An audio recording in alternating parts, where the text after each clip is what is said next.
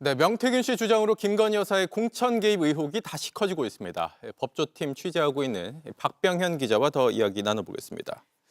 자, 박 기자, 앞서 리포트 봤지만 지난 총선을 앞두고서 김건희 여사가 김상민 전 검사를 직접 나서서 밀어줬다, 이런 식으로 명태균 씨가 좀 구체적으로 진술을 하고 있어요. 예, 일단 저희가 전해드린 내용은 검찰의 정식 조서엔 담기지 않은 내용입니다. 검찰 수사 과정에서 명태균 씨가 언급한 것으로 알려진 내용입니다. 네. 어제 명태균 씨 본인이 공개한 이 대화록과 마찬가지로 대단히 구체적이고 일관됩니다. 무엇보다 윤석열 대통령의 주장과 정면으로 배치가 됩니다. 윤석열 대통령은 대통령 취임 후에 김건희 여사가 명태균 씨와 연락을 끊었다는 취지로 말했습니다. 네. 제가 일단 뭐 대통령에 당선이 되고 또 취임하고 하면은 하여튼 좀 그 전하고는 이 소통 방식이나 이런 게 좀 달라야 된다고 얘기를 하니까 본인도 많이 줄인 것 같고 한 몇 차례 정도 뭐 문자나 뭐 이런 걸 했다고는 얘기를 합니다. 예, 그런데 명태균 씨는 지난해 2월에도 김상민 전 검사의 공천 문제를 놓고 김건희 여사와 통화를 했다고 주장하고 있는 겁니다. 네. 일단 이건 명 씨가 김건희 여사와 통화했다는 내용을 본인이 스스로 복기를 해서 통화 녹취록을 만들었다, 뭐 이렇게 주장을 하고 있는 건데, 이게 실제로 녹음 파일 같은 게 있을 가능성이 있을까요? 지금 단계에서는 명태균 씨의 주장일 뿐이고 증거는 없습니다.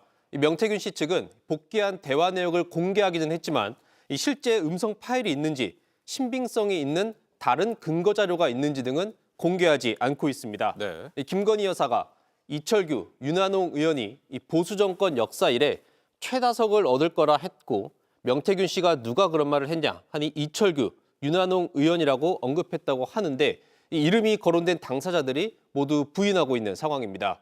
김상민 전 검사는 여러 차례 연락을 했지만 답을 하지 않고 있습니다. 네. 그럼에도 명태균 씨의 주장이 구체적이고 그간 자세한 내용을 공개해 왔기 때문에 김건희 여사의 공천 개입 부분을 검찰이 수사할 수밖에 없다는 관측이 우세합니다. 네, 검찰이 이 부분을 그렇다면 수사를 하려면 이 김 여사에 대한 조사가 좀 불가피한 상황 아닙니까? 예, 창원지검에서 이 사건을 넘겨받은 서울중앙지검으로선 김건희 여사를 둘러싼 새로운 의혹이 제기됐기 때문에 명태균 씨의 주장이 말뿐인지 근거가 있는 건지 가려야 합니다. 이미 김건희 여사의 공천 개입에 대한 정황이 많이 나왔기 때문에 단순히 명태균 씨의 정치자금법 차원에서 수사를 마무리하기는 힘들어 보입니다. 앞으로는 심우정 검찰총장이 가까운 거리에서 더 자주 직접 보고받을 가능성이 큽니다. 이 명품백 사건이나 도이치모터스 주가 조작 의혹 사건 때 검찰이 출장 조사를 하면서 비판을 받았던 만큼 이번엔 검찰청 소환 조사가 이루어질 수 있습니다. 네. 김 여사 조사 외에도 이 대통령에 대한 조사는 어떻습니까? 예, 검찰이 수사 결론을 내기 위해선 대면이든 서면이든 대통령 조사가 불가피할 것으로 보입니다.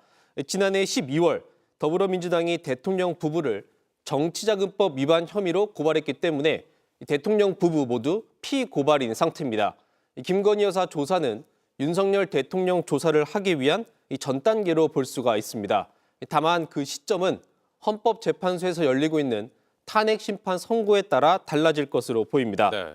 만약 헌법재판소에서 파면 결정이 내려지면 대통령으로서의 불소추 특권이 없어지면서 수사 제약이 사라지게 됩니다. 네, 여기까지 듣죠. 박병현 기자였습니다. JTBC 뉴스를 시청해 주신 여러분 고맙습니다. 저희는 저녁 6시 30분 뉴스룸에서 뵙겠습니다.